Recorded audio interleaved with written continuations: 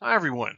This is the first in a series of short videos I'll be creating in order to explore the AD&D Second Edition Player's Handbook. For this video, we're going to be using the PDF of the premium edition of the 2E Player's Handbook, which you can purchase from such places as drivethrurpgnow.com. Let's go ahead and move on to the very basics of the system itself.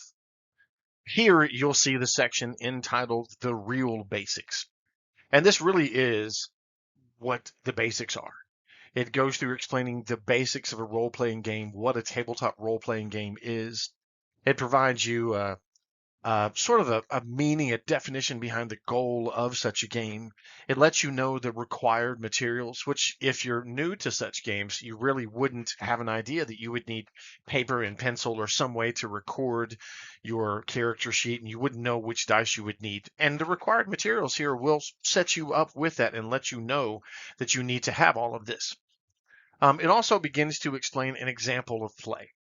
And while the example of play given here is not the most exciting example of play, it is a solid example of things that could happen in a game and the way that the flow of a game would actually.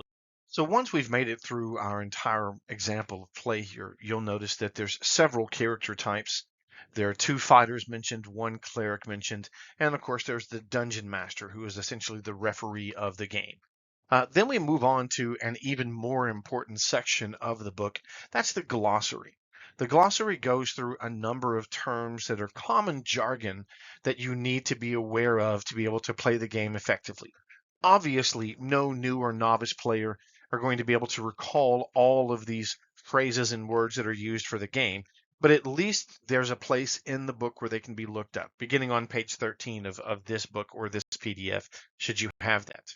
Some of the examples that it actually provides here are the ever popular THAC0, which is to hit armor class 0, but it also explains many of the other things that are not so commonly known, such as magical defense adjustment or material components. Going through this glossary helps an individual understand the terminology, the jargon, as it were, of what is needed to play second edition AD&D.